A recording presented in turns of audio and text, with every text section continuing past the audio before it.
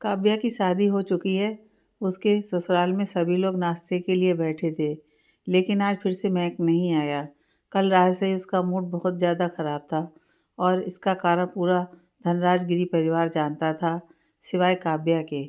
महक के ना आने पर काव्या महक के लिए नाश्ता लेकर जाती है।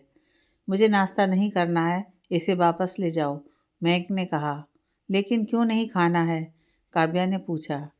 मुझे क्या करना है, इसके लिए मुझे किसी को वजह देने की कोई ज़रूरत नहीं है।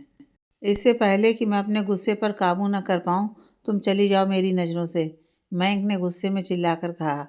आपको क्या लगता है कि अगर आप ऐसे एंग्री मैन की तरह बिहेव करेंगे तो मैं आपसे डर जाऊंगी? आपको ये खाना खाना पड़ेगा, बस, काव्या ने कहा। तुम होती कौन हो मेरे ऊपर हक जताने वाली? तुमसे मेरी शादी हुई है, इसका मतलब यह नहीं कि तुम मेरी पत्नी बन गई हो। मैं तुम्हें अपनी पत्नी नहीं मानता हूँ और ना ही तुम मेरी बीवी बनने की कोशिश करोगी, समझी तुम? मैंक ने चिल्लाकर कहा।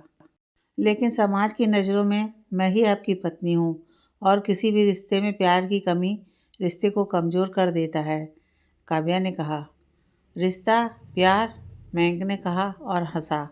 पहली बात तो यह है कि मैं तुमसे कभी प्यार नहीं करूँगा। प्यार तो मैं सिर्फ अपनी यास्का से करता था और करता रहूँगा, और तुमसे सिर्फ नफ़रत। और रिश्ता, हमारे रिश्ते का कोई वजूद नहीं है। कोसता हूँ मैं उस पल को जब मैंने तुमसे शादी की थी, महक ने गुस्से में कहा। तो आपने मुझसे शादी क्यों की? काव्या ने रोते हुए कहा। तुम्हारी इज्जत और तुम्हारी माँ की जान बचाने के लिए। उस वक्त वो मेरा फ़र्ज़ था।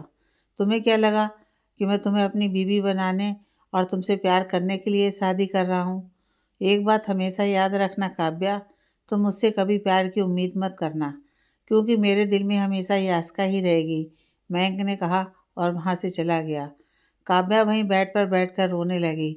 उसकी तो कुछ समझ में नहीं आ रहा था कि उसके साथ हो क्या रहा है। अगर मयंक की ज़िंदगी में पहले से ही कोई था तो उसने मुझसे शादी क्यों किया? क्यों मेरी ज़िंदगी इस तरह से बर्बाद कर दिया? क्यों मयंक ने या घर में किसी ने यास्का और मयंक की शादी नहीं करवाई?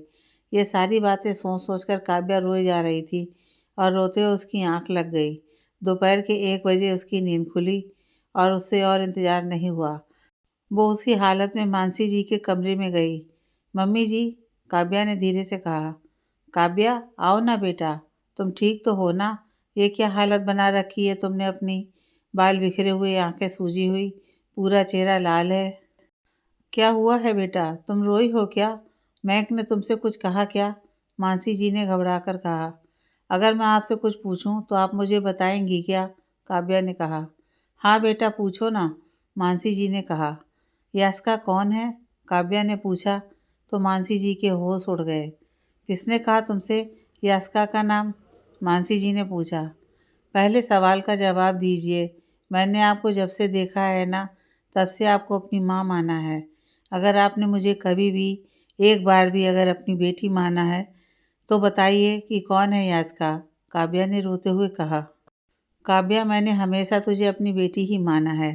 ठीक है, अगर तू चाहती है तो मैं तुझे यास्का के बारे में सब कुछ बताऊंगी, मानसी जी ने कहा।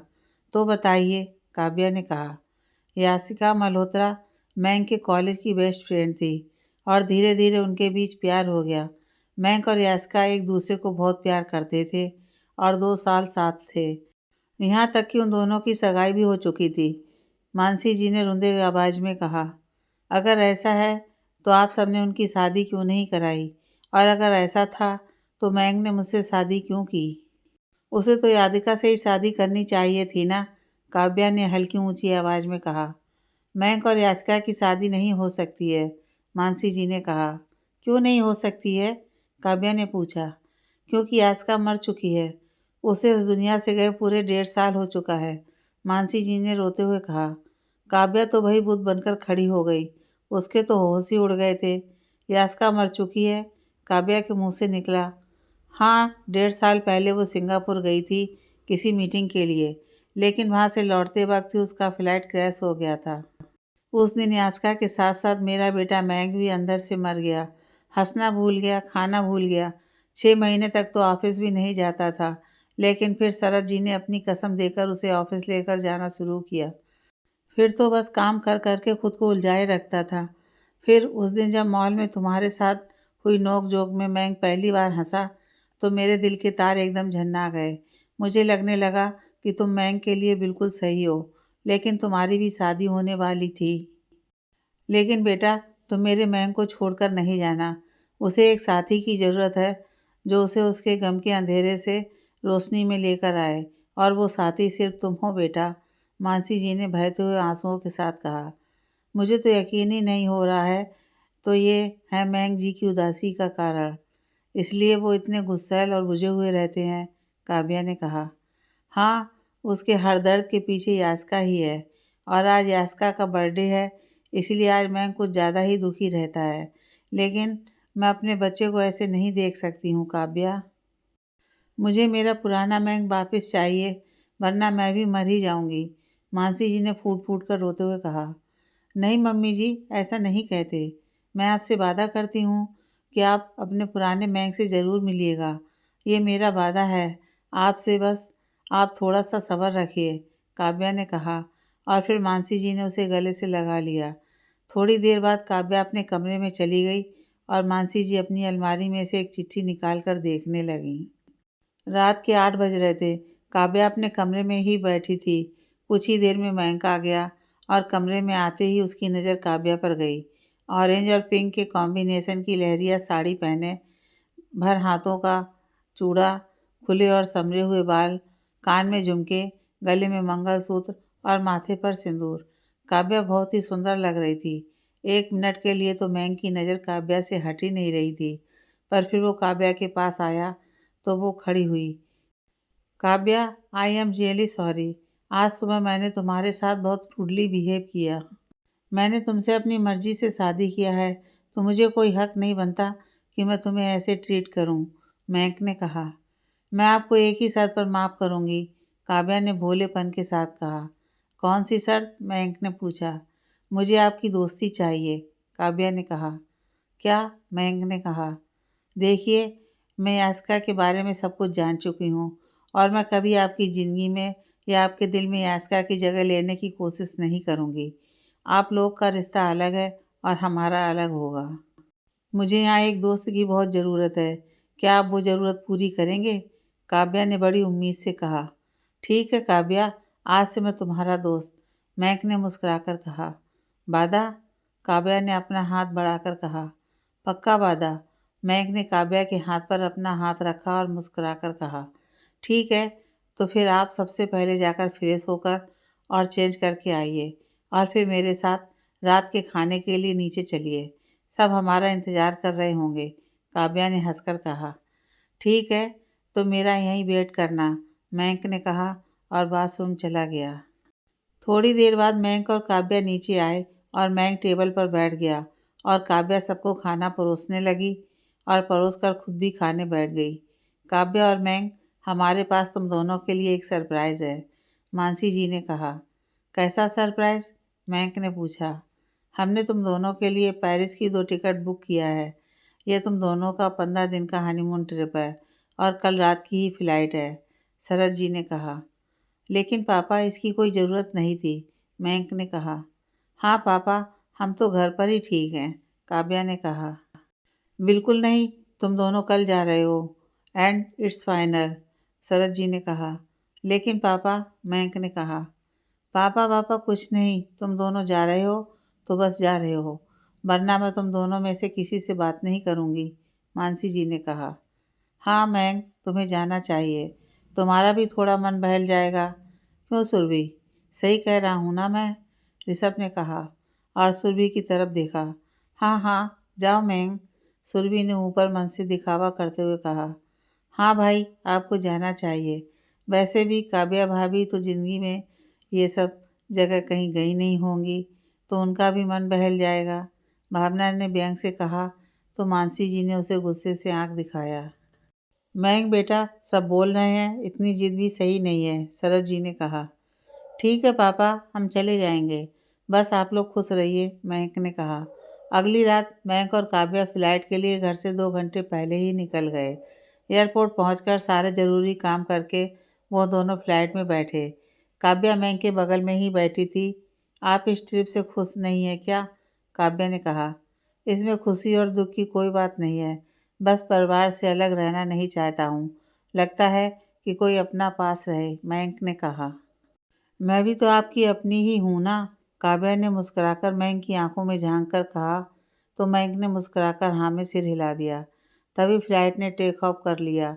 मयंक और काव्या एक दूसरे से बातें कर रहे थे और बातें करते करते कब काव्या की आंख लग गई उसे पता ही नहीं चला। काव्या को सोता हुआ देखकर मयंक भी सीट पर सिर टिकाकर बैठ गया और उसे भी नींद आ गई।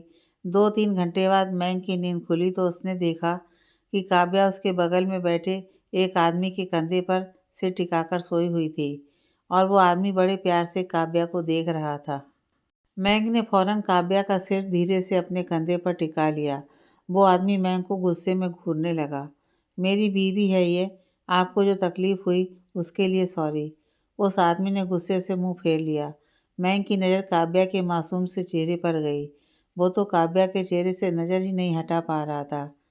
तुम बहुत अच्छी और प्यारी हो काव्या, लेकिन अफसोस कि कभी तुम मेरा प्यार नहीं पाओगी। मैं नहीं जानता कि तुम्हारे लिए बिना प्यार के ज़िंदगी बिताना आसान है या नहीं, लेकिन जब तक दोस्ती है तब तक तो मैं तुम्हारा सबसे अच्छा दोस्त बनकर दिखाऊंगा। मयंक ने काव्या के मासूम से चेहरे पर से बाल को हटाते हुए कहा। करीब 18 घंटे बाद उनकी फ़्लाइट पेरिस के एयरपोर्ट पर लैंड हुई और वो लोग कैब बुक करके होटल में गए, जहां उनकी पहले से ही बुकिंग थी। शाम के 5 बज रहे थे। होटल के कमरे में चेक इन करके वो लोग अपना सामान रख दिया। तुम थक गई होगी, रेस्ट कर लो, मयंक ने कहा। आप कहाँ सोएंगे? यहाँ तो इतना बड़ा सोफ़ा भी नहीं है, काव्या ने कहा। मैं दूसरा रूम बुक कर लेता हूँ, मयंक ने कहा। उसकी कोई ज़रूरत नहीं है। आपको मेरे बगल में सोने से कोई प्रॉब्लम है क्या? काव्या ने मासूमियत से पूछा। नहीं तो, लेकिन फिर भी मैं दिल्ली में भी तुम्हारे साथ नहीं सोता था, सोफे पर ही सोता था, तो अब यहाँ तुम्हारे साथ, मयंक ने कहा।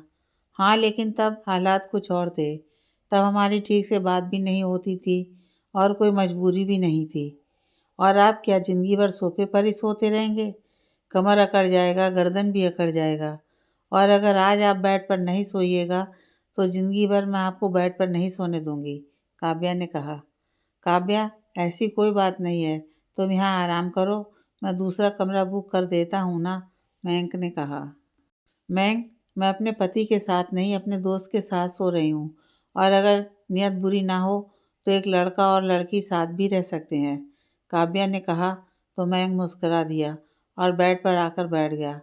ठीक है, तो तुम अपने रिस्क पर मेरे साथ सोना, कहीं मैं रात को तुम्हें धकेल ना दूँ, मयंक ने शरारती अंदाज में कहा। तो काव्या हंसने लगी। उन दोनों ने कुछ देर आराम किया, फिर रात के 8 बजे डिनर करने बाहर निकले। तो बताओ काव्या, क्या खाओगी तुम? मयंक ने पूछा। यहाँ तो सब अजीब अजीब नाम हैं, कुछ समझ ही नहीं आ रहा है। आप ही ऑर्डर कर दीजिए ना। एंड इज़ पॉसिबल कुछ ऐसा ऑर्डर करिएगा जो इंडिया में भी मिलता हो, काव्या ने कहा। नूडल्स खाओगी? क्योंकि यहाँ तो बाकी सब अजीब अजीब मिलता है, मयंक ने कहा। ठीक है, काव्या ने कहा। तो मयंक ने नूडल्स और 2 पेस्ट्री ऑर्डर कर दिया। खाना खाकर वो लोग वापस होटल आए और सोने की तैयारी करने लगे। काव्या बाथरूम में चेंज करने गई और जानबूझकर मयंक के जैसे ही ब्लैक टॉप और ग्रे ट्राउज़र पहनकर आई। तुम मुझसे कंपटीशन कर रही हो क्या? मयंक ने मजाक से पूछा तो काव्या खिलखिलाकर हंसने लगी। मयंक बैठ के राइट साइड में लेट गया और फिर काव्या भी जाकर लेफ्ट साइड में लेट गई। दोनों का दिल जोरों से धड़क रहा था और साथ ही पहली बार एक दूसरे की बगल में सोकर अजीब भी लग रहा था। दिन भर की थकान के कारण बेड पर जाते ही दोनों को नींद आ गई। सुबह के 7 बज रहे थे तब काव्या की नींद खुली तो देखा कि मयंक उसके बहुत करीब सोया था। काव्या का मन तो था कि मयंक से दूर होकर बेड पर से उठ जाए, लेकिन उसकी आंखें ऐसा होने नहीं दे रही थीं। उसकी आंखें तो मयंक के चेहरे से हट ही नहीं रही थीं। काव्या बस मयंक को देखे जा रही थी। मयंक सोते हुए बहुत क्यूट लग रहा था। काव्या का मन तो किया कि मयंक के गाल को छुए, लेकिन तभी मयंक की भी नींद खुल गई और काव्या ने झट से अपनी आंखें बंद कर लीं ताकि मयंक को लगे कि वो सो रही है। अब मयंक ने भी आंखें खोलीं तो काव्या उसके बेहद करीब थी। वो भी काव्या को बस देखे जा रहा था। उसके हाथ अपने आप ही काव्या के चेहरे पर आई हुई लटों को हटाने लगे। फिर अचानक मयंक काव्या से दूर हुआ और बेड से उठ गया। काव्या भी उठकर बैठ गई। गुड मॉर्निंग, मयंक ने कहा। गुड मॉर्निंग मयंक जी, काव्या ने मुस्कुराकर कहा। तुम रात को ठीक से तो सोई ना? मयंक ने पूछा तो काव्या की आंखों के सामने सुबह मयंक के करीब रहना याद आ गया। हाँ, मैं तो बहुत अच्छे से सोई, लेकिन आप तो ठीक से सोए ना। वो क्या है ना कि मुझे रात को पैर चढ़ाकर सोने की आदत है, काव्या ने हंसते हुए कहा तो मयंक भी मुस्कुराने लगा। हाँ, मैं ठीक से सोया था, मयंक ने कहा और फिर जाकर सोफे पर बैठकर अपना फ़ोन देखने लगा। काव्या भी उठी और बाथरूम में चली आई। नाश्ते के लिए काव्या और मयंक एक इंडियन रेस्टोरेंट में जाते हैं। मयंक, आप कुछ खा लीजिए, मुझे भूख नहीं है, काव्या ने कहा। भूख नहीं है मतलब? कुछ लाइट ही खा लो, जैसे ब्रेड बटर या फिर सूप पी लो, लेकिन भूखे मत रहो। नहीं, मुझे ये सब नहीं पसंद है। आप जो ऑर्डर करेंगे उसमें से ही एक दो बाइट खा लूँगी, काव्या ने कहा तो मयंक ने मुस्कुराकर हाँ कर दिया। नाश्ता करके वो दोनों घूमने निकले। एफेल टावर, लोअर म्यूजियम जैसे कुछ जगह घूमकर वो लोग होटल आ गए। अब तो हर दिन बस घूमना फिरना ही लगा रहता था। ऐसे ही 15 दिन गुजर गए और काव्या और मयंक वापस इंडिया जाने वाले थे। मयंक तो अब काव्या का बेस्ट फ्रेंड बन चुका था और साथ ही उस पर बेहद भरोसा करने लगा था। अब मयंक पहले जैसा एकदम गुमसुम भी नहीं रहता था। अब वो थोड़ा बहुत हंसमुख हो गया था। काव्या तो बस बेसब्री से इंतज़ार कर रही थी कि कब वो मानसी जी से मयंक के इस रूप को मिलाएगी। मयंक और काव्या फ्लाइट में बैठे थे और 1 घंटे में ही फ्लाइट दिल्ली एयरपोर्ट पर लैंड करने वाली थी। कुछ ही देर में वो लोग इंडिया पहुंच गए। शरद जी और मानसी जी उन्हें लेने के लिए एयरपोर्ट आए थे। उन्हें देखकर काव्या और मयंक ने दोनों को प्रणाम किया और अपना सामान लेकर गाड़ी में बैठे। आपको पता है माँ, मैंने नहीं सोचा था कि मैं काव्या के साथ अकेले 15 दिन रह पाऊँगा, लेकिन देखो मैंने कर दिखाया, मयंक ने मजाक से कहा। अच्छा, मुझे भी नहीं लगा था, लेकिन देखिए मैंने भी आपके साथ रहकर दिखाया है, काव्या ने कहा। बहुत महान काम कर दिया तुमने, मयंक ने हंसकर कहा। मानसी जी को आज पहली बार लगा कि उनका पुराना मयंक लौट आया है। थोड़ी देर बाद वो सब घर पहुंचे। रात के 8 बज रहे थे तो सबने खाना खाया, कुछ बातें की और अपने अपने कमरे में चले गए। काव्या चेंज करके बेड पर बैठी थी और मैं बाथरूम गया था। तभी काव्या को मीरा का कॉल आया। मीरा, कैसी है तू? इतने दिनों बाद तुझे मेरी याद आई, काव्या ने मुस्कुराकर कहा। मुझे तो रोज़ तेरी याद आती थी, पर तू ही इतने बड़े घर में जाकर मुझे भूल गई थी, मीरा ने कहा। नहीं यार, वो काम सबके बीच में वक्त ही नहीं मिलता है किसी से बात करने का, काव्या ने कहा। अच्छा, और कैसे हैं तेरे खड़ूस पति? मीरा ने मजाक में कहा। हेलो, वो कोई खड़ूस वड़ूस नहीं है, बहुत ही शरीफ, अच्छी और नेक दिल इंसान है, काव्या ने कहा। इतनी तारीफ, अचानक तुझे इतने पसंद आ गए? कहीं तुझे उनसे प्यार तो नहीं हो गया है ना काव्या? मीरा ने मुस्कुराकर शरारती अंदाज में कहा। प्यार? तू पागल तो नहीं है ना? ऐसा कुछ नहीं है, काव्या ने कहा। हाँ, प्यार। क्यों, अपने पति से किसी को प्यार नहीं हो सकता है क्या? मीरा ने कहा। हाँ, हो सकता है, पर मेरा केस अलग है, काव्या ने कहा। हाँ, ये बात भी सच है। अभी तेरी शादी को तो बस 20 दिन हुए हैं और जिस हालात में तेरी शादी हुई थी उसके बाद इतनी जल्दी प्यार तो नहीं हो सकता, मीरा ने कहा। हाँ शायद, वैसे तुमसे एक बात पूछूं, काव्या ने कहा। पूछना, मीरा ने कहा। अगर कभी किसी से प्यार हो जाए तो कैसे पता चलेगा, काव्या ने पूछा। जब तुझे किसी से प्यार होगा ना, तो उसके तुम्हारे पास रहने से तुम्हारी धड़कनें तेज हो जाएंगी, उसकी आंखों में और उसकी बातों में खो जाओगी। जब उसे देखकर ऐसी फीलिंग आए कि इसके लिए तो दुनिया से लड़ सकती हूँ, जान दे सकती हूँ, तो समझ लेना कि तुझे प्यार हो गया है, मीरा ने कहा। काव्या तो 1 मिनट के लिए चुप ही हो गई थी, क्योंकि ये सारी चीज़ें उसके साथ हजारों बार हुआ था। ये सारे एहसास उसे मयंक के लिए बार बार होते थे। तुझे कैसे पता ये सब, काव्या ने पूछा। बस पता है, मीरा ने मुस्कुराकर कहा। अच्छा सुनना मीरा, मैं तुझसे कल बात करती हूँ, बहुत थक गई हूँ, काव्या ने कहा। ठीक है, ख्याल रखना, बाय, मीरा ने कहा। तुम भी अपना ख्याल रखना, बाय, काव्या ने कहा और फ़ोन काट दिया। मैंग भी बाथरूम से बाहर आ गया और बेड पर बैठ गया। तुम किसी से बात कर रही थी क्या? मैंग ने पूछा। हाँ, वो मेरी दोस्त है ना मीरा, उसी से, काव्या ने कहा। अच्छा, मैं सोने जा रहा हूँ, काफ़ी थक गया हूँ, मैंग ने कहा।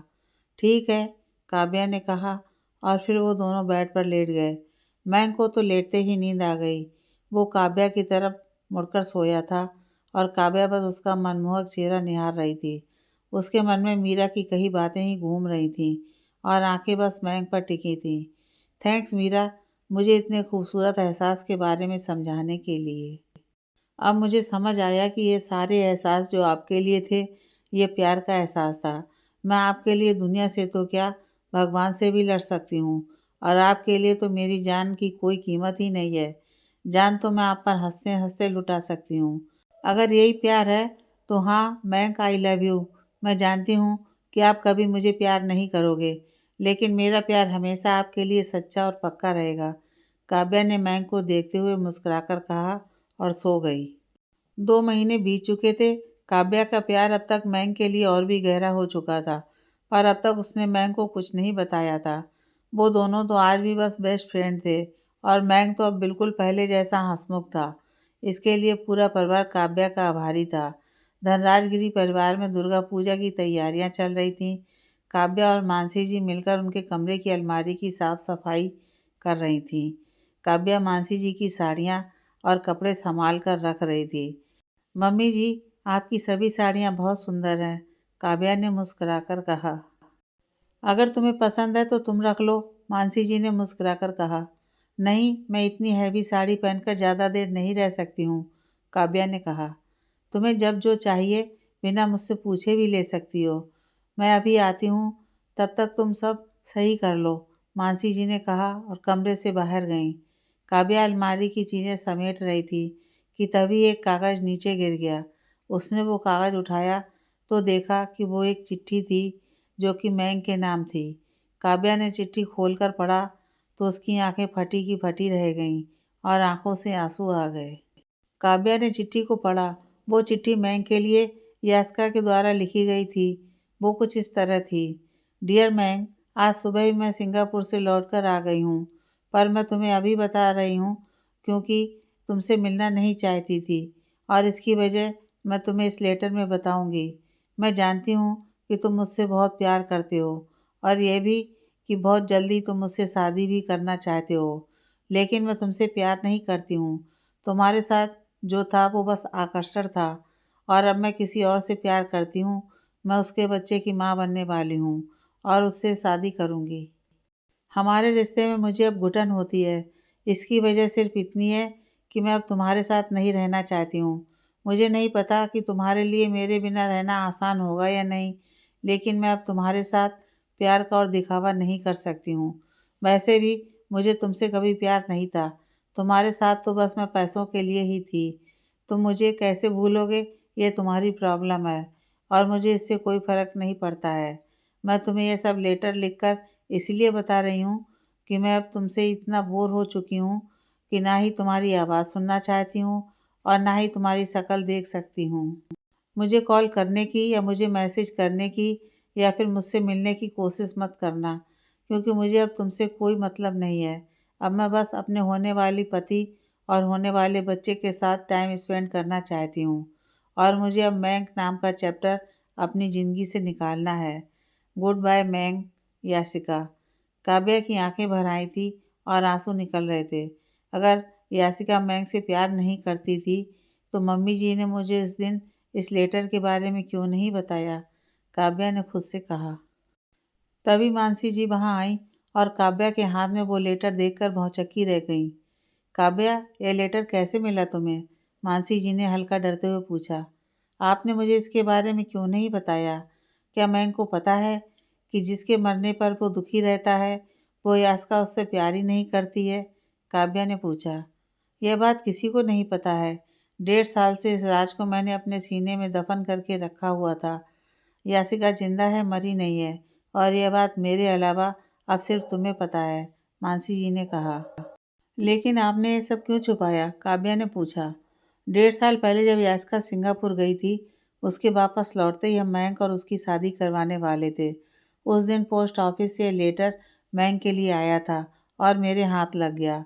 मैंने लेटर पढ़ा और फिर ये तय कर लिया कि मैंक को यास्का के इस रूप को कभी नहीं देखने दूंगी, वरना उसका तो प्यार पर से विश्वास ही उठ जाता।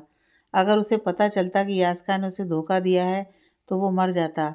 इस चिट्ठी के आने के 2 दिन बाद ही सिंगापुर से इंडिया आने वाली एक फ़्लाइट क्रैश कर गई थी। यास्का तो मेरे लिए उसी दिन मर गई थी जब उसने मेरे बेटे को लेटर भेजा था। मैंने अपनी जान पहचान के एक न्यूज़ रिपोर्टर को कॉल करके कहा कि उस क्रैश में मरने वाली भारतीय पैसेंजर में यास्का मल्होत्रा का भी नाम ऐड करे। और फिर मैंक और पूरे घर को यह न्यूज़ बताया और कहा कि यास्का मर चुकी है। मानसी जी ने कहा, लेकिन मैंक को तो यह सच जानने का हक है। उसे पता होना चाहिए कि जिस यास्का के लिए वो 1.5 साल से आंसू बहा रहा है, वो उसे धोखा देकर चली गई है और उसे लगता है कि यास्का मर गई है। काव्या ने गुस्से में कहा। नहीं काव्या, ये सच उसे कभी मत बताना। बहुत मुश्किल से तो फिर से उसकी हंसी लौटी है। मैंक ये सब बर्दाश्त नहीं कर पाएगा, मानसी जी ने कहा। मुझसे ये नहीं होगा। मैं मैंक को धोखा नहीं दे सकती हूँ, काव्या ने कहा। काव्या, तुझे मेरी कसम, तू मैंक को कुछ नहीं बताएगी, मानसी जी ने कहा। क्या नहीं बताना है मुझे? मैंक ने दरवाजे पर से कहा। तो काव्या और मानसी जी हैरानी और डर के भाव के साथ उसे देखने लगीं। कुछ भी तो नहीं बेटा, तुम कब आए? हम तो बस बातें कर रहे थे, मानसी जी ने हकलाते हुए कहा। काव्या वहाँ से चली गई और अपने कमरे में जाकर बैठ गई और उस लेटर और मानसी जी की कई बातों को याद करने लगी। तभी मैंक वहाँ आया तो काव्या ने भागकर मैंक के सीने से लिपट गई और रोने लगी। काव्या, तुम ठीक तो हो ना? क्या हुआ तुम्हें? क्यों रो रही हो तुम? मैंक ने घबराकर पूछा तो काव्या ने खुद को मैंक से अलग किया। कुछ नहीं, वो बस ऐसे ही, काव्या ने अपना सर नीचे करके कहा। कुछ तो हुआ है, बिना किसी बात के कोई इतना नहीं रोता है, मैंक ने कहा। वो 3 महीने हो चुके हैं ना मम्मी से मिले हुए, तो बस उनकी याद आ रही थी, काव्या ने अपने आंसू पोंछते हुए कहा। ठीक है तो फिर चलो, मैं तुम्हें आरती आंटी के पास छोड़ देता हूँ। कुछ दिन वहीं रह लेना, मैंक ने कहा। नहीं, मैं बस मिलकर आ जाऊँगी, काव्या ने कहा। ठीक है, जैसा तुम्हें ठीक लगे, मैंक ने कहा। थोड़ी देर बाद काव्या मैंक के साथ आरती जी के घर जाती है, जहाँ पर वो काव्या और मैंक का बहुत इज्जत और प्यार से स्वागत करती हैं। कुछ देर की बातचीत के बाद काव्या घर आती है और गुमसुम अपने कमरे में बैठ जाती है। काव्या, तुमने तो कहा था कि तुम अपनी माँ को याद कर रही हो, अब उनसे मिलने के बाद भी तुम चुपचाप क्यों बैठी हो? मैंक ने पूछा। नहीं, मैं ठीक हूँ, वो बस दिन भर की थकान के कारण ऐसी लग रही हूँ, काव्या ने कहा। पता है काव्या, तुम अगर सैड होती हो ना तो तुरंत पता चल जाता है, मैंक ने कहा। वो कैसे? काव्या ने मासूमियत से पूछा। वो ऐसे कि तुम ना एकदम हंसमुख और मस्तीखोर और मासूम सी हो। दिन रात बकबक करके मेरा सिर खा जाती हो। तो जब भी तुम मुस्कुराती नहीं हो या बकबक नहीं करती हो तो पता चल जाता है कि तुम्हारा मूड ऑफ है, मैंक ने काव्या के बगल में बैठकर कहा। अरे अरे, आप कितने गंदे हैं मैंक जी। मैं कहाँ ज़्यादा बोलती हूँ, मैं तो हर वक्त शांत रहती हूँ और आपको मेरी जैसी खूबसूरत, क्यूट और कम बोलने वाली लड़की ना आपको पूरी दिल्ली में कहीं नहीं मिलेगी, काव्या ने भोलेपन से कहा। अच्छा, खैर तुम्हारी ये सारी बकबक ना मैं पिछले 3 महीने से सुन रहा हूँ। तुम सो जाओ, मैं चेंज करके आता हूँ, मैंक ने मुस्कुराकर कहा और बाथरूम में चला गया। कितना झूठ बोलते हैं ये, मैं तो इस दुनिया की सबसे खामोश लड़की हूँ और बेहद क्यूट भी, काव्या ने हंसकर कहा और लेट गई। मैम, वो कॉन्ट्रैक्ट तो साइन हो गया है, लेकिन दूसरी पार्टी हमारी बात नहीं मान रही है, भाई एम ग्रुप्स के एक स्टाफ ने फाइल अपने बॉस को देकर कहा। फाइल तो ठीक है, लेकिन मैं अब इन चक्करों में नहीं पड़ना चाहती हूँ। अब कुछ दिन के लिए मेरी सारी मीटिंग्स कैंसिल कर दो, बॉस ने कहा। लेकिन क्यों? ऐसा क्या ज़रूरी काम है तुम्हें? सिया ने पूछा। बताती हूँ, लेकिन पहले आप मैंने जो कहा है वो करिए, और अगर कोई ना माने तो कह देना कि ये आस्का मल्होत्रा का ऑर्डर है। रेड कलर के टॉप और ब्लैक जीन्स और खुले बालों में एक सांवली सी सामान्य दिखने वाली वो लड़की जो बाईएम कंपनी की बॉस थी, उसने कहा। वो कोई और नहीं बल्कि आस्का थी, जो कि मैंग को पाना चाहती थी। ओके मैम, स्टाफ ने कहा और चला गया। अब बताओ भी, सिया ने कहा। सिया, मैं इंडिया जाने वाली हूँ। कल और परसों मैंग की लाइफ में होगी मेरी एंट्री, यास्का ने कुटिल मुस्कान के साथ कहा। अच्छा, तो ये प्लानिंग है तुम्हारी, सिया ने कहा। हाँ, अब मैं उस लड़की काव्या को मैंग की लाइफ से निकाल फेंकूंगी और जब धनराजगिरी परिवार की बहू बनूंगी तो मेरा अलग ही नाम और रुतबा होगा, यास्का ने कहा। लेकिन एक बात बताओ, अगर तुम मैंग से प्यार करती हो तो फिर उसे छोड़ा क्यों तुमने, सिया ने पूछा। दिमाग खराब हो गया था मेरा। मैं सूरज नाम के एक लड़के के चक्कर में पड़ गई थी। उससे शादी करने वाली थी, यह सोचकर कि वो धनराजगिरी फैमिली से भी ज़्यादा रईस और अमीर है। लेकिन बाद में मेरी अकल ठिकाने आई और फिर मैंने उसे छोड़ दिया, क्योंकि वो एक मामूली सी कंपनी का सीईओ था जिसकी महीने की सैलरी केवल 10 लाख रुपए थी। उसकी सैलरी का 3 गुना ज़्यादा तो मेरी एक दिन की कमाई है और धनराज ग्रुप्स एंड इंडस्ट्रीज़ का एक दिन का कमाई कम से कम 5 से 10 करोड़ है। सूरज के साथ मेरा एक बेटा, जिसे मैं एक महीने का उसके पास ही छोड़कर आ गई। मैंने मैंग को 1.5 साल पहले एक लेटर भेजा था जिसमें मैंने उसे बता दिया था कि मैं किसी और से शादी करने वाली हूँ और मैं प्रेग्नेंट भी हूँ। उस दिन को मैं आज तक कोसती हूँ, लेकिन मैं मैंग को बहुत प्यार करती हूँ। उस वक्त मैं बस भटक गई थी, लेकिन अब मुझे सारी चीज़ें क्लियर दिख रही हैं और मैं परसों ही मैंग के घर जाऊँगी, यास्का ने कहा। सब कुछ तो मेरी समझ में आ गया, लेकिन क्या अब मैंग तुझे एक्सेप्ट करेगा? मतलब उसकी नज़र में तो तू एक धोखेबाज है ना, सिया ने पूछा। नहीं सिया, इस बार ना मेरी किस्मत अच्छी है। मैंने अपने जासूस से पता करवाया था तो पता चला कि मानसी आंटी, जो कि मैंग की माँ हैं, उन्होंने आज तक वो लेटर छुपा कर रखा है और मैंग को, पूरे परिवार को लगता है कि मैं प्लेन क्रैश होने पर मर चुकी थी, यास्का ने कुटिल मुस्कान के साथ कहा। अरे वाह यास्का, फिर तो मैंग तुझे देखकर पागल हो जाएगा और तुरंत तुझे अपना लेगा, सिया ने कहा। हाँ, बस मुझे थोड़ी बेचारी और अकेली होने का नाटक करना होगा, फिर तो मैंग मेरे पास भाग भाग आएगा, यास्का ने कहा। अगली सुबह यास्का की जर्मनी से फ़्लाइट थी। करीब 10 घंटे बाद वो दिल्ली पहुंच गई और एक होटल में ही रात गुजारी। रात भर में उसने सारी प्लानिंग कर लिया कि उसे मयंक के सामने क्या बोलना है और अगले ही दिन वो धनराजगिरी हाउस गई। आज संडे था और यास्का ने जानबूझकर आज का दिन चुना था ताकि वो आज का दिन मयंक के साथ बिता सके। घर पहुंचकर उसने बेल बजाया तो एक नौकर ने दरवाज़ा खोला। फिर काव्या भी वहां आई। आप कौन? काव्या ने पूछा। मैं हूँ यास्का मल्होत्रा, यास्का ने शान से काव्या को देखकर कहा। ब्लैक कलर के घुटने तक के वन पीस में खुले कंधे तक के बाल, खड़ी सांवली सी सामान्य दिखने वाली यास्का को काव्या ने ऊपर से नीचे तक देखा। तुम यहाँ? काव्या ने कहा। ओह, तो तुम मुझे जानती हो। गुड। वैसे तुम भी काफ़ी सुंदर हो, लेकिन एकदम घरेलू हाउस वाइफ जैसी गेटअप में रहती हो। यास्का ने काव्या को आसमानी लाइट ब्लू कलर की पतली सी शिफॉन में, सिल्वर रंग के पतले बॉर्डर वाली साड़ी में, खुले बाल, कान में झुमके और मंगलसूत्र और सिंदूर में देखकर कहा। हाँ, तो घरेलू तो लगूंगी ही ना, मैं की बीवी जो हूँ, काव्या ने कहा। तो यास्का ने मुंह बना लिया। काव्या कौन है? मयंक ने कहा और वहां आया। यास्का को देखकर वो वहीं भूत बनकर खड़ा हो गया। यास्का धीरे धीरे उसके पास आई और उसके गले से लग गई। मैंग का कोई हाव भाव नहीं था। उसे तो यह सब सपने जैसा लग रहा था। मैंग, तुम मुझे देखकर खुश नहीं हो क्या? मैं तुम्हारी यास्का हूँ मैंग, यास्का ने नकली आंसू बहाते हुए कहा। यासिका, मैंग ने आंसू बहाकर कहा और यास्का को अपने सीने से चिपका लिया। पापा, मम्मी, भैया, भाभी, भावना, जल्दी नीचे आइए, मैंग ने चिल्लाकर कहा। सारे लोग नीचे आए और यास्का को वहां देखकर हैरान खड़े थे। यास्का, तुम जिंदा हो? सुरभि ने कहा। हाँ भाभी, मैं जिंदा हूँ। मैं मौत से लड़कर आई हूँ बस तुम्हारे लिए मैंग, यास्का ने कहा। लेकिन यास्का, हमने तो न्यूज़ में पढ़ा था कि तुम, ऋषभ ने कहा। हाँ ऋषभ भैया, लेकिन मैं सिर्फ घायल हुई थी। पूरे 14 महीने मैं कोमा में थी और फिर ठीक होकर 1 महीने मेरा इलाज चला और जब मैं बहुत हद तक ठीक हो गई तो यहाँ आ गई। अभी भी मैं पूरी तरह से ठीक नहीं हूँ, लेकिन मैंग के बिना मैं जी नहीं पाई और हॉस्पिटल से सारी फॉर्मेलिटी पूरी करके मैं कल रात ही यहाँ आई हूँ, यास्का ने कहा। भगवान का लाख लाख शुक्र है बेटा, मुझे बहुत खुशी है कि तुम अब ठीक हो, शरद जी ने कहा। मानसी आंटी, आपने भी तो मुझे बहुत मिस किया होगा ना, आखिरकार मैं आपकी दूसरी बेटी हूँ, यास्का ने कहा।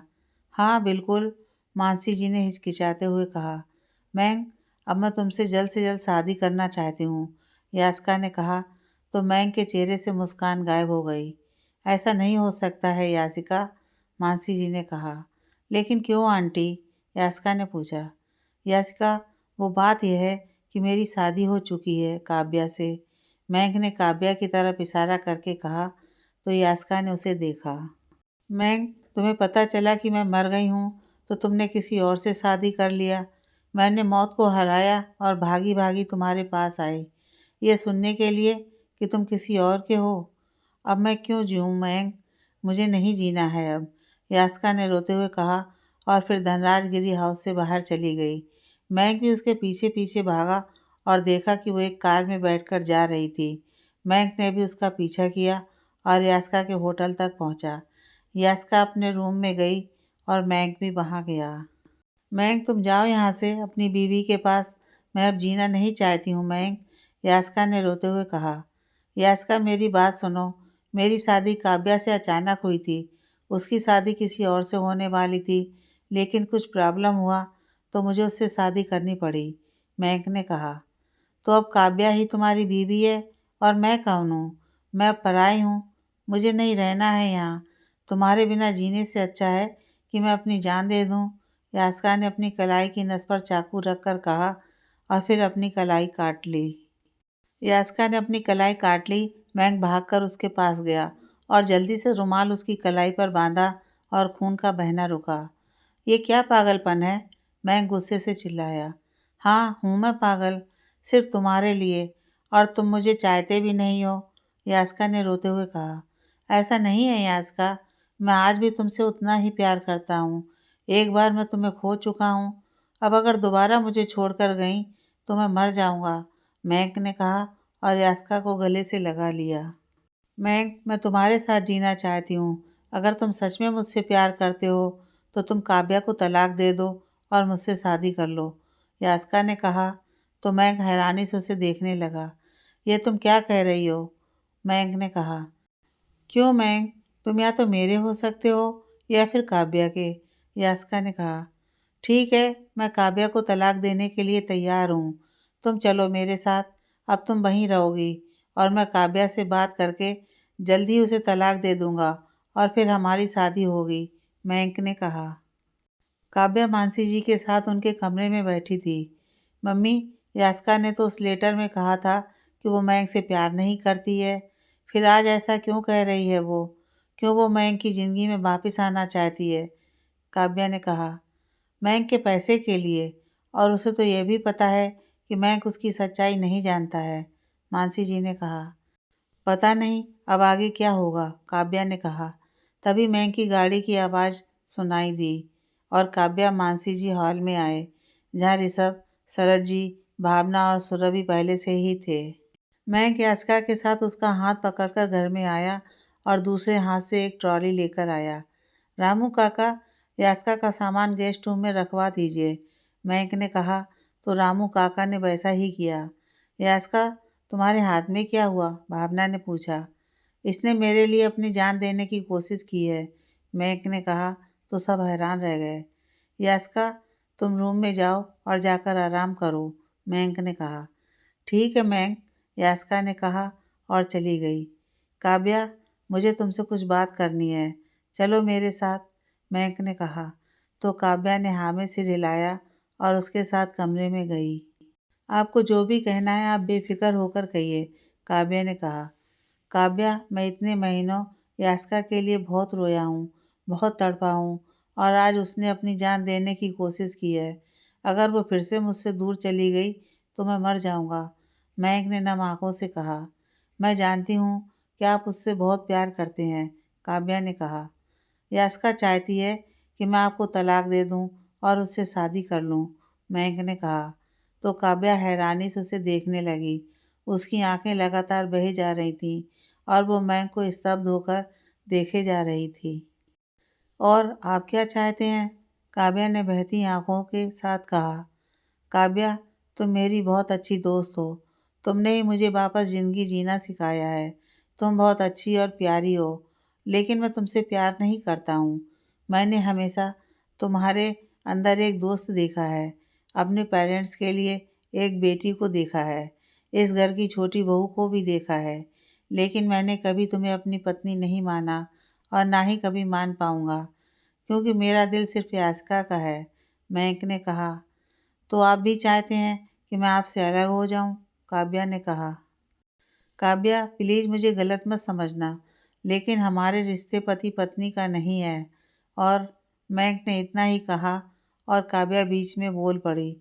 आपको मुझे कोई सफाई देने की ज़रूरत नहीं है। जानती हूँ मैं यास्का के लिए आपकी फीलिंग्स को, समझती हूँ आपको, आपके दिल को और प्यार को भी। जिससे हम प्यार करते हैं ना, उसके बिना जीना आसान नहीं होता। मेरे लिए आपकी खुशी से बढ़कर और कुछ भी नहीं है। जब से हमारी दोस्ती हुई है, आपने पहली बार मुझसे कुछ मांगा है, और अगर मैं आपको वो भी नहीं दे पाई तो लानत है मुझ पर। किस्मत ने आपको एक नया मौका दिया है अपने प्यार को पाने का। यह मौका सबको नहीं मिलता है, और मैं आपसे यह मौका नहीं छीनूंगी। आप तलाक के पेपर बनवाइए, मैं उस पर साइन करूंगी। और हाँ, मुझे अपनी शादी पर ज़रूर बुलाइएगा। काव्या ने हल्का रोते हुए कहा। तुम्हारा हक है इस घर पर और यहाँ पर होने वाली हर चीज़ों पर, और वैसे भी अपनों को बुलाया नहीं जाता है, मैंक ने कहा और वहाँ से चला गया। मैंग ने तलाक के लिए कह तो दिया था, लेकिन उसका दिल काव्या से अलग होना नहीं चाहता था, और यह बात मैंग की समझ नहीं आ रही थी। उसने वकील को फ़ोन करके तलाक के कागज़ बनाने को कहा। काव्या वहीं कमरे में बैठी रोने लगी। उसका कलेजा कांप रहा था। इतने दिनों में वो मैंग से बेइंतहा मोहब्बत करने लगी थी। क्यों ऐसा हो रहा है मेरे साथ? भगवान जी, मुझसे क्या गलती हो गई है जिसकी ऐसी सज़ा दे रहे हैं आप मुझे? अगर आपको मैंग को यास्का का ही बनाना था, तो मुझे उनसे प्यार क्यों हुआ? मैंग, आपने ना मेरे साथ बहुत गलत किया है। आपको ना मुझे खुद से प्यार नहीं करवाना चाहिए था। आपको यासिका का प्यार दिखता है, मेरा नहीं दिखता है क्या? काव्या ने रोते हुए खुद से कहा। शाम को मानसी जी यास्का के कमरे में गईं, तो यास्का उन्हें देखकर तुरंत खड़ी हो गई। क्यों कर रही हो तुम ये सब? तुम मैंग से प्यार नहीं करती हो, ये बात मैं अच्छे से जानती हूँ, मानसी जी ने कहा। चलो अच्छा है, अब मुझे किसी के सामने तो एक्टिंग नहीं करनी पड़ेगी। हाँ, मैं मैंग से प्यार नहीं करती हूँ, लेकिन उसके पैसों से, उसकी खूबसूरती से मैं बहुत प्यार करती हूँ, और इसके लिए ना मैं आप लोगों की बहुत शुक्रगुजार हूँ। आपने मैंग को इतनी क्यूट पैदा किया, और शरद अंकल उसे इतना पैसे वाला बनाया। उसकी अगर 2 बार भी शादी हो जाएगी ना, तो भी सारी लड़कियां मरेंगी उससे शादी करने के लिए। वो है ही इतना हैंडसम और अमीर। यास्का ने कुटिल मुस्कान के साथ कहा। मुझे नहीं पता था कि तुम इतनी घटिया हो। मैं कभी भी मैंग को तुम्हारा नहीं होने दूंगी। इस घर की बहू और मैंग की पत्नी सिर्फ काव्या है, मानसी जी ने कहा। है नहीं थी। वो क्या है ना कि मैंग ने तलाक के पेपर्स रेडी करवा लिया है, और काव्या ने उस पर साइन करने के लिए हाँ भी बोल दिया है। अब काव्या है ही इतनी अच्छी, तो मैं क्या करूं? अगर मैं काव्या की जगह होती तो ऐसा कभी नहीं करती, क्योंकि अच्छाई ना बहुत बुरी चीज़ होती है। ना चाहते हुए भी हमसे हमारी सारी खुशियाँ छीन लेती है, और काव्या की खुशियाँ अब मैं छीनूंगी, यास्का ने कहा और वहाँ से बाहर चली गई। फिर मानसी जी काव्या के कमरे में गईं। मम्मी जी, आप यहाँ? काव्या ने कहा। तुम मैंग को तलाक दे रही हो? मानसी जी ने कहा। हाँ मम्मी जी, इसी में उनकी खुशी है, काव्या ने कहा। नहीं है, तुम मैंग को यास्का को सौंप दोगी। तुम्हें याद है ना उसने लेटर में क्या लिखा था? मानसी जी ने कहा। मैंने इस पर सोच समझ कर फैसला लिया है मम्मी जी। मुझे लगता है कि यास्का को अब अपनी गलती का एहसास हो चुका है, और वो यहाँ मैंग के प्यार के लिए ही आई है, काव्या ने कहा। प्यार के लिए नहीं, पैसों के लिए आई है। उसने खुद अभी मुझसे बताया है। वो मेरे मैंग की ज़िंदगी बर्बाद कर देगी, मानसी जी ने कहा। ये आप क्या कह रही हैं? यास्का फिर से पैसों के लिए आई है? काव्या ने हैरानी से कहा। हाँ, और मैंने पता करवाया है, उसका एक बेटा भी है जिसे वो 1 महीने का अपने पुराने आशिक के पास छोड़कर आई है।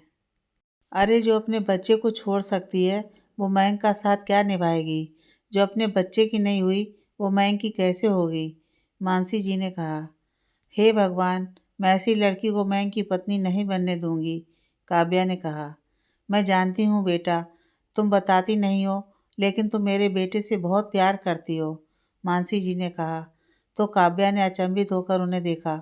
आपको कैसे पता? काव्या ने पूछा। तुम्हारी आंखों में मयंक के लिए प्यार साफ झलकता है, और तुम्हारी आंखों में देखकर तुम्हारे दिल का हाल ना बता पाऊँ तो माँ कैसी? मानसी जी ने कहा। तो काव्या उनके गले से लग गई। हाँ, बहुत प्यार करती हूँ उनसे, लेकिन उनको तो मेरा प्यार दिखता ही नहीं है, काव्या ने कहा। शायद इसीलिए, क्योंकि तुमने कभी उस पर अपना प्यार नहीं जताया। मयंक और तुम एक दूसरे के लिए ही बने हो, वरना तुम्हारी सूरत से शादी नहीं टूटती, और मयंक यास्का से प्यार करने के बाद भी तुमसे शादी नहीं करता। ये सब भगवान की ही लीला है तुम दोनों को एक करने की, मानसी जी ने कहा। लेकिन मयंक यास्का से शादी करना चाहते हैं, वो उसके साथ खुश रहेंगे, काव्या ने कहा। हो सकता है कि वो कुछ दिन यास्का के साथ खुश रहे, लेकिन उसके बाद ज़िंदगी भर वो दुखी रहेगा। और आज तुम्हारा उसे तलाक नहीं देने पर हो सकता है कि वो कुछ दिन दुखी रहे, शायद तुमसे नफरत भी करे, लेकिन फिर ज़िंदगी भर वो खुश रहेगा। अब तुम सोच लो कि तुम मयंक को कुछ दिन खुश देखना चाहती हो या फिर ज़िंदगी भर के लिए। फैसला तुम्हारा है, मानसी जी ने कहा। नहीं, मैं मयंक को हमेशा खुश देखना चाहती हूँ, लेकिन मैं किसी को दुख नहीं पहुँचाना चाहती हूँ, काव्या ने कहा। बेटा तुम बहुत अच्छी हो, लेकिन हमेशा अच्छा होना काम नहीं देता। तुम्हें मयंक को यास्का से छीनना होगा। अपनी पत्नी होने का धर्म निभाओ। किसी के दुख के बारे में मत सोचो अभी, वरना ज़िंदगी भर तुम अपने दर्द के साथ जियोगी, मानसी जी ने कहा। आप ठीक कह रही हैं। अब मुझे चाहे जो करना पड़े मैं करूँगी। मैं मयंक की नज़र में बुरी बन जाऊँगी, लेकिन उनको तलाक देकर यास्का से शादी नहीं होने दूँगी। मैं मयंक का साथ नहीं छोड़ूँगी। मैं ही उनकी पत्नी हूँ और हमेशा रहूँगी, काव्या ने दृढ़ निश्चय करके कहा। यह हुई ना बात।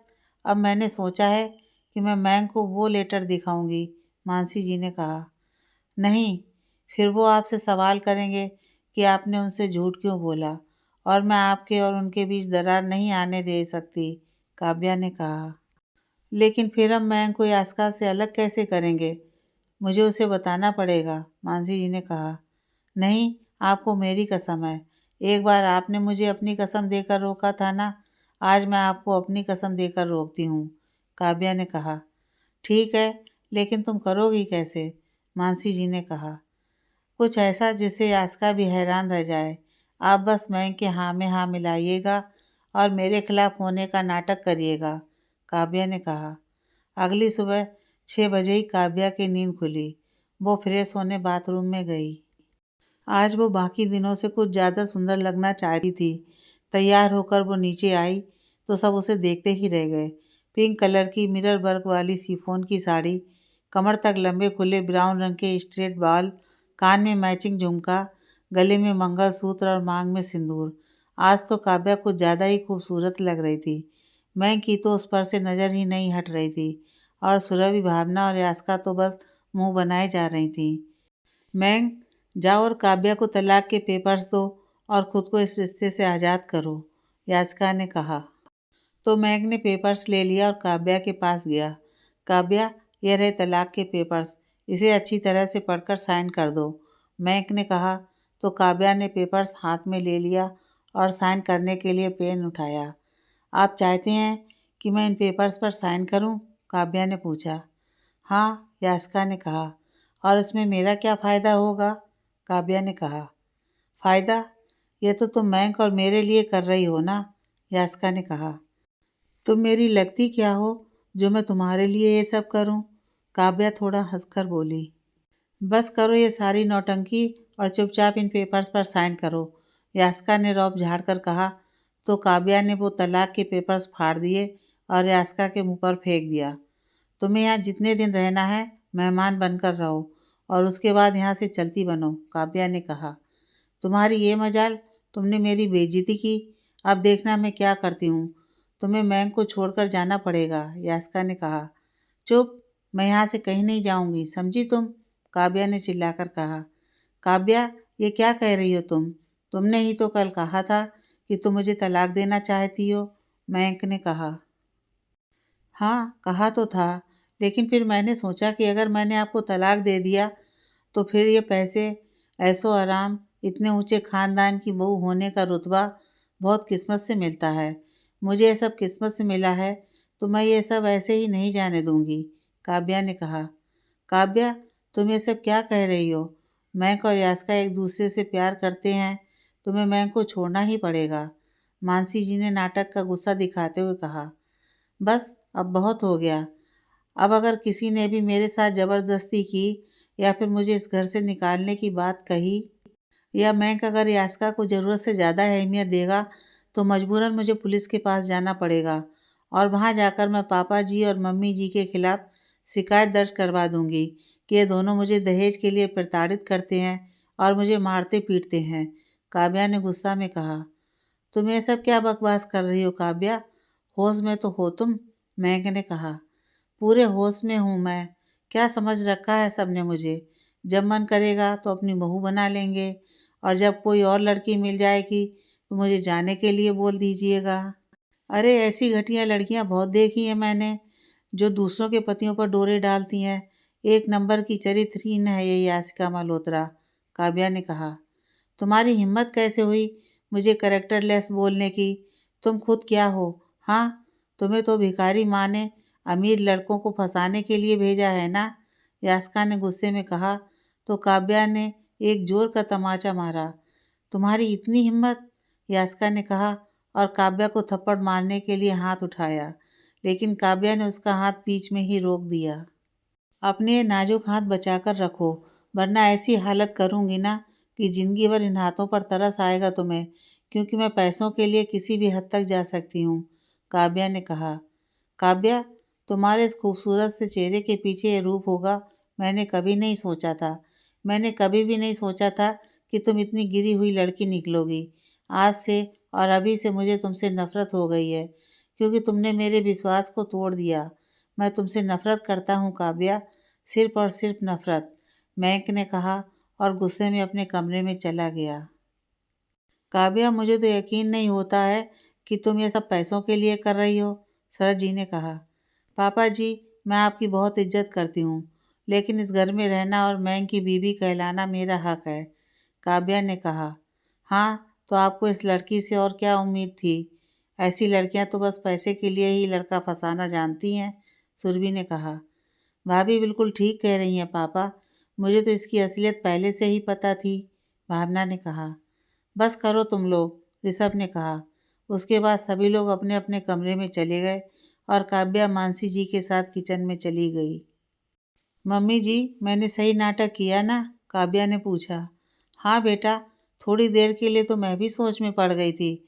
मुझे भी लगने लगा था जैसे तू सच बोल रही है, मानसी जी ने हंसकर कहा तो काव्या भी हंस दी। उसके बाद वो लोग नाश्ते की तैयारी करने लगे। मैं, यह है तुम्हारी संस्कारी पत्नी। मुझे ना पहले ही समझ जाना चाहिए था कि ये लड़की बस पैसों के लिए ही तुम्हारे साथ है, यास्का ने कहा। मुझे तो यकीन ही नहीं हो रहा है कि ये वही काव्य है जिसके साथ मैं इतने दिन रहा। लेकिन यास्का, तुम चिंता मत करो, क्योंकि मैं सिर्फ और सिर्फ तुम्हारा हूँ। पहले काव्या एक दोस्त के नाते मेरे दिल में थी, लेकिन अब तो मेरे दिल में उसके लिए बस गुस्सा और नफरत है। मैं आज ही अपने वकील से बात करूंगा इस मैटर पर, मयंक ने कहा। थैंक यू मयंक, मुझे इतना प्यार करने के लिए, यास्का ने कहा और मयंक के गले लग गई। बेचारा मयंक, उसे तो पता ही नहीं है कि एक बार मैं उसकी बीवी बन गई तो उसे और पूरे धनराजगिरी परिवार को तबाह कर दूंगी। ये सारी प्रॉपर्टी, ये पैसा, ये बिजनेस सब मेरा होगा। बस मुझे उस काव्या को रास्ते से हटाना होगा, यास्का ने मन में सोचा। कुछ देर बाद सारे लोगों ने नाश्ता किया और सरद जी, ऋषभ और मैं ऑफिस के लिए निकल गए और भावना भी कॉलेज चली गई। यास्का सौरभ से मिलने उसके कमरे में जाती है। कैसी हैं आप भाभी? बहुत दिन हो गए हैं और हमने ठीक से बात भी नहीं की थी, तो सोचा कि आपसे मिल लूं, यास्का ने कहा। बहुत अच्छा किया तुमने, आओ बैठो यहाँ। सुरभि ने कहा और फिर वो दोनों बेड पर बैठ गई। इतने महीनों बाद मैं इस घर में आई हूँ, लेकिन आज भी सब वैसा ही अपना लगता है, यास्का ने कहा। वो इसलिए क्योंकि तुम हमारी अपनी ही तो हो। आज जो भी काव्या ने किया उससे मुझे और भावना को भी बहुत खराब लगा। मुझे तो पहले से ही वो काव्या नहीं पसंद थी। मैं तो हमेशा से यही चाहती थी कि वो इस घर से निकल जाए। पता नहीं क्यों, जब से वो इस घर में आई है तब से मुझे उससे नफरत है, सुरभि ने कहा। हाँ भाभी, नफरत तो उससे मुझे भी है। जी तो करता है कि मैं उसकी जान ले लूँ।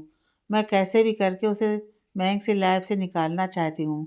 मैं चाहती हूँ कि महंग उसे इतनी नफरत करे कि जिसका कोई जवाब ना हो, यास्का ने कहा। होगा, ऐसा ही होगा। खैर, यह सब करने में मैं तुम्हारी मदद करूँगी। हमें इसके लिए पहले से ही कुछ प्लानिंग करनी पड़ेगी, तभी सब ठीक होगा, सुरभि ने कहा। हाँ, अब तो मैं वो सब कुछ करूँगी जिससे मैं काव्या से और दूर होता चला जाए, यास्का ने कहा। शाम के 8 बज रहे थे। सारे लोग घर आ गए थे और डिनर के लिए बैठे थे। काव्या ने सबको खाना परोसा। तभी यास्का भी वहाँ आई और मैंग के बगल में बैठने के लिए कुर्सी पीछे किया कि तभी काव्या आकर उस पर बैठ गई। थैंक यू यास्का, मेरे लिए कुर्सी पीछे करने के लिए, काव्या ने कहा। तो सारे लोग यास्का को देखने लगे। यास्का ने काव्या को घूर कर देखा और फिर उसकी बगल वाली चेयर पर जाकर बैठ गई। यास्का, मुझे रोटी पास करना प्लीज़, मैंग ने कहा। तो यास्का ने मुस्कुराकर एक रोटी उठाई, लेकिन तभी काव्या ने दूसरी रोटी उठाई और झट से मैंग की प्लेट में रख दिया। मैंने तुमसे नहीं मांगा था, मैंग ने कहा। जानती हूँ, लेकिन मेहमान से काम करवाना अच्छा नहीं लगता है ना। और वैसे भी आप मेरे पति हैं, तो आपकी सेवा भी तो मैं ही करूँगी ना, कोई पराई औरत थोड़ी ना करेगी, काव्या ने यासिका को देखकर कहा। यासिका को अब बहुत तेज गुस्सा आया और वो खाना वैसे ही छोड़कर अपने कमरे में गई। तभी मैंग भी उठा, लेकिन काव्या ने उसका हाथ पकड़कर उसे बैठा दिया। पहले प्लेट में जो है वो ख़त्म करिए, फिर जाइएगा, काव्या ने कहा। तुम मुझ पर हुक्म नहीं चला सकती हो, मैंग ने कहा। बेटा, इसमें हुक्म की बात नहीं है, खाना खा लो, अन्न का अपमान नहीं करते हैं, मानसी जी ने कहा। जी हाँ, मैंग ने कहा और काव्या को घूरकर खाना खाने लगा। इधर काव्या मुस्कुरा रही थी और मानसी जी सामने तो नहीं, लेकिन अंदर ही अंदर बहुत खुश थीं और मुस्कुरा रही थीं। नहीं छोड़ूंगी मैं इस काव्या को, मैं तुम्हारी जान ले लूँगी काव्या, यास्का ने गुस्से में चिल्लाया। तभी वहाँ मयंक आया। यासिका, तुम्हें ऐसे बीच में खाना छोड़कर नहीं आना चाहिए था, मयंक ने कहा। खाना तुम्हें खाने की पड़ी है। यहाँ तुम्हारी बीवी दिन रात मेरी बेइज्जती करती है, चैन से जीने नहीं देती है, और तो और तुम्हें मुझसे छीनने की कोशिश करती है। ऐसे में मैं खाना कैसे खाऊं? यास्का ने गुस्से में कहा। शांत हो जाओ, काव्या तो यही चाहती है कि तुम परेशान हो जाओ और मुझे छोड़कर चली जाओ, मैंक ने यास्का को समझाते हुए कहा। कैसे शांत हो जाऊं मैंक? एक वक्त था जब मैं तुम्हारे साथ बेड शेयर करने वाली थी, और आज तुम्हारी बगल में बैठने का भी मुझे कोई हक नहीं है। तब यह घर भी मेरा था, लेकिन आज मैं इस घर में बस एक मेहमान हूँ, यास्का ने रोते हुए कहा। तुम्हारा मुझ पर और मेरे घर पर पूरा हक है यासिका, और तुम काव्या के बारे में ज़्यादा मत सोचो। मेरे लिए तो वो एग्जिस्ट भी नहीं करती है, मैंक ने यास्का के आंसू पोंछते हुए कहा। तो यास्का उसके गले से लग गई। तभी वहाँ काव्या आई। काफ़ी रात हो चुकी है और अब आपको सोना चाहिए, चलिए मेरे साथ, काव्या ने कहा। मुझे तुम्हारे साथ नहीं जाना है, तुम्हें मन है तो जाकर सो जाओ, मैंक ने कहा। देखिए, अच्छा नहीं लगता है ना कि मैं हर बात पर आपको धमकी दूं। तो अगर आप नहीं चाहते हैं कि कल के न्यूज़ में ये खबर आए कि धनराजगिरी परिवार हुआ अरेस्ट, तो चलिए जल्दी, काव्या ने कहा। मुझे तुमसे ये उम्मीद बिल्कुल भी नहीं थी काव्या, मैंक ने कहा और अपने कमरे में चला गया। यह सब तुम ठीक नहीं कर रही हो, बहुत पछताओगी देख लेना, यास्का ने कहा। इसी का तो इंतज़ार था मुझे, अभी तक धमकी नहीं मिली थी ना, तो मज़ा नहीं आ रहा था, अब ठीक लग रहा है मुझे, काव्या ने हंसकर कहा। तुम मेरे मैंग के लायक नहीं हो, तुम्हें तो बस पैसा चाहिए ना, यास्का ने कहा। देखा जाए तो तुम भी तो वही चाहती हो ना, काव्या ने कहा। बकवास मत करो, मैं मैंग से प्यार करती हूँ, यास्का ने कहा। अच्छा, ये कब हुआ? काव्या ने मुस्कुराकर कहा। हमेशा से। मैंने मयंक से प्यार किया है, यास्का ने कहा। मयंक से नहीं, तुम उसके पैसों से प्यार करती हो, काव्या ने कहा। यह झूठ है, यास्का ने कहा। उफ यास्का, तुम कितना झूठ बोलती हो। तुम्हें मेरे सामने एक्टिंग करने की कोई ज़रूरत नहीं है। मुझे तुम्हारी असलियत पता है। मैंने वो लेटर पढ़ा है जो तुमने मयंक को 1.5 साल पहले लिखा था, काव्या ने कहा। तो यास्का के तो होश उड़ गए और वो कुछ मिनट के लिए तो वैसे ही खड़ी होकर काव्या को देखे जा रही थी। हाँ, तो तुम भी तो मयंक के पैसों के लिए उसके साथ हो ना, यास्का ने कहा। ऐसा तुम्हें लगता है, लेकिन सच यह है कि मैं मयंक से प्यार करती हूँ, सच्चा प्यार। इसीलिए मैं मान गई थी मयंक को तलाक देने के लिए, क्योंकि मैं बस उन्हें खुश देखना चाहती थी, चाहे वो मेरे साथ हों या नहीं। लेकिन जब मुझे मम्मी जी ने बताया कि तुमने उनसे क्या कहा है, तो मैंने डिसाइड कर लिया कि मैं तुम्हें मयंक को और धोखा नहीं देने दूंगी और मयंक को तुम्हारा नहीं होने दूंगी, काव्या ने कहा। तो ठीक है, मैं भी तुम्हें चैलेंज देती हूँ कि मयंक को मैं तुम्हारा भी नहीं होने दूंगी। वो या तो मेरा होगा या फिर किसी का नहीं, और तुम्हारा तो बिल्कुल भी नहीं, चाहे मुझे इसके लिए तुम्हें जान से क्यों ना मारना पड़े, यास्का ने कहा। मैं मरने के लिए तैयार हूँ, लेकिन मयंक पर एक आँच भी नहीं आने दूंगी, काव्या ने गुस्से में कहा और फिर अपने कमरे में चली गई। तुम समझते क्या हो अपने आप को, मयंक ने गुस्से में कहा।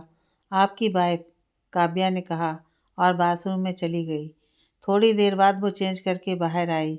ब्लू कलर की साटन की नाइटी और खुले बालों में काव्या बड़ी ही प्यारी लग रही थी। आज पहली बार उसने नाइटी पहनी थी। मयंक चाहता तो नहीं था, लेकिन फिर भी उस पर से नज़र नहीं हटा पा रहा था। कैसी लग रही हूँ मैं, काव्या ने मुस्कुराकर पूछा। मुझे नहीं पता, मयंक ने कहा और जाकर बेड पर लेट गया। काव्या मुस्कुराई और फिर मयंक के बगल में जाकर सो गई। सुबह के 6 बज रहे थे। मयंक की आंख खुली और उसकी नज़र सीधी काव्या पर गई। कितनी प्यारी और खूबसूरत हो तुम, काश तुम इतनी अच्छी भी होती, मयंक ने कहा और फिर उठकर बाथरूम चला गया और फ्रेश होकर आ गया तो देखा काव्या भी उठी हुई है। अरे वाह, आज तो आप बड़ी जल्दी उठ गए, काव्या ने कहा। तुमने मेरी ज़िंदगी में चैन और सुकून रहने कहाँ दिया है जो चैन से सोऊंगा, मयंक ने कहा और कमरे में बगैर रुके निकलकर नीचे चला गया। काव्या को मयंक की बातों का बुरा तो लगा, लेकिन फिर वो भी मुस्कुराकर चेंज करने चली गई। थोड़ी देर बाद सब लोग नाश्ते के लिए बैठे। काव्या आज भी मयंक की बगल में बैठकर ही नाश्ता कर रही थी। फिर सारे मर्द ऑफिस के लिए निकल गए। काव्या अपने कमरे में बैठी थी कि तभी आरती जी का फ़ोन आया। मम्मी जी प्रणाम, कैसी हैं आप, काव्या ने कहा। सदा सुहागन रहो बेटा, मैं बिल्कुल ठीक हूँ। और तू कैसी है? तेरी आवाज़ कुछ बुझी बुझी सी लग रही है, आरती जी ने कहा। नहीं माँ, मैं बिल्कुल ठीक हूँ, बस थोड़ा काम रहता है तो थकान के कारण ऐसा लग रहा होगा आपको, काव्या ने कहा। अच्छा सुन, मैंने तुझे एक खास काम से फ़ोन किया है। कल करवा चौथ है, तो आज मैं तेरे ससुराल आऊँगी। तुझे कुछ सामान देना है, आरती जी ने कहा। अच्छा ठीक है, मैं मम्मी जी से कह दूँगी कि आप आने वाली हैं, काव्या ने कहा।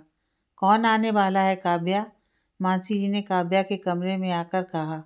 वो मम्मी जी आना चाहती हैं, काव्या ने कान से फ़ोन हटाकर कहा। तो मानसी जी ने फ़ोन मांगा। नमस्ते आरती जी, मानसी बोल रही हूँ, मानसी जी ने मुस्कुराकर कहा। नमस्ते मानसी जी, कैसी हैं, आरती जी ने कहा। मैं बिल्कुल ठीक हूँ, आप आने वाली हैं ना, मानसी जी ने मुस्कुराकर कहा। हाँ, आना तो चाहती हूँ, लेकिन, आरती जी ने कहा। लेकिन क्या? यह भी तो आपका ही घर है ना, तो आपको यहाँ आने के लिए फ़ोन करके इजाज़त मांगने की ज़रूरत नहीं है। आप जब चाहें यहाँ आ सकती हैं। बताइए, आप किस वक्त आना चाहती हैं, मानसी जी ने कहा। जी, मैं शाम को आऊँगी, आरती जी ने कहा। ठीक है, मैं गाड़ी भिजवा दूँगी और आपको उसी में आना होगा, मानसी जी ने कहा। जी ठीक है, अब मैं रखती हूँ, थोड़ा काम है, आरती जी ने हंसकर कहा। ठीक है, नमस्ते, मानसी जी ने मुस्कुराकर कहा और फिर फ़ोन काटकर काव्या को दे दिया। बेटा, तुमने आरती जी को यास्का के बारे में तो कुछ नहीं बताया ना? मानसी जी ने कहा। नहीं मम्मी जी, काव्या ने कहा। अच्छा किया। एक माँ होने के नाते मैं समझ सकती हूँ कि यह सब जानने के बाद वो कितना परेशान हो जाएंगी, मानसी जी ने कहा। दोपहर के 2 बज रहे थे। सारे लोग घर पर ही थे। सबने लंच किया और फिर बैठकर बातें करने लगे थे। सुरभि, काव्या, कल करवा चौथ है। कल तुम दोनों को दिन भर निर्जला व्रत रखना है। इसके लिए सुबह 4 बजे उठना है सरगी खाने के लिए, मानसी जी ने कहा। जी मम्मी जी, काव्या ने कहा। यह व्रत क्यों रखा जाता है? यास्का ने पूछा। यह व्रत पति की लंबी उम्र और खुशियों के लिए रखा जाता है और इस व्रत में खाना पीना कुछ नहीं लिया जाता है। चांद को देखकर पति ही पत्नी को पानी पिलाकर और कुछ मीठा खिलाकर उसका व्रत खोलता है, मानसी जी ने कहा। मैं भी ये व्रत रखूंगी, मैंग के लिए, यास्का ने कहा। लेकिन ये व्रत तो सिर्फ वैवाहित औरतें ही रखती हैं, मानसी जी ने कहा। हाँ, और मैंग के लिए ये व्रत रखने के लिए मैं उसकी बीवी अभी जिंदा हूँ, काव्या ने कहा। नहीं, मैंग तो तुम्हें अपनी बीवी मानता ही नहीं है, तो तुम ये व्रत नहीं रखोगी। ये व्रत मैं रखूंगी क्योंकि मैं मैंग को अपना पति मान चुकी हूँ और वो भी मुझे अपनी पत्नी मानता है, यासिका ने कहा। मान लेने से रिश्ता ना जुड़ता है और ना ही टूटता है। मैंग की शादी मुझसे हुई है, तो उनके मानने या ना मानने से हमारे रिश्ते पर कोई असर नहीं पड़ता, काव्या ने कहा। बस काव्या, तुम्हारे मुंह से ना यह रिश्ता, प्यार, पति पत्नी जैसे शब्द अच्छे नहीं लगते। तुम्हारे मुंह से ना सिर्फ पैसा सुनना अच्छा लगता है। और सही तो कह रही है यासिका, यह व्रत दिल से अपने पति के लिए रखा जाता है। तुम ना बस पैसे के लिए व्रत रखो, तुम्हें काम देगा, मैंग ने गुस्से से कहा। तो यास्का और भावना के चेहरे पर मुस्कान आ गई और काव्या अपने आंसू छुपा रही थी। मैंग, काव्या तुम्हारी पत्नी है और तुम सबके सामने अपनी पत्नी से ऐसी बात नहीं कर सकते। नियम के अनुसार तो यह व्रत सिर्फ मुझे, काव्या और सुरभि को करना चाहिए, लेकिन मुझे नहीं लगता कि यास्का को नियमों की कोई परवाह है। तुम यह व्रत रख सकती हो। देखते हैं कि तुम मैंग के लिए करवा चौथ का व्रत निभा पाती हो या नहीं, मानसी जी ने कहा। लेकिन मैं ये व्रत नहीं रखूंगी, सुरभि ने कहा। लेकिन क्यों? देखो सुरभि, ये व्रत रखने के लिए मैं तुम पर दबाव नहीं डालना चाहती हूँ, लेकिन फिर भी क्या कारण है? पिछले 2 साल से तुम ये व्रत रख रही हो, तो फिर इस साल क्यों नहीं, मानसी जी ने कहा।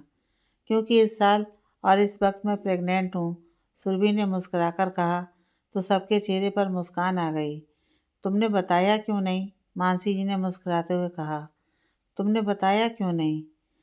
क्योंकि मुझे भी अभी डॉक्टर का मैसेज आया है।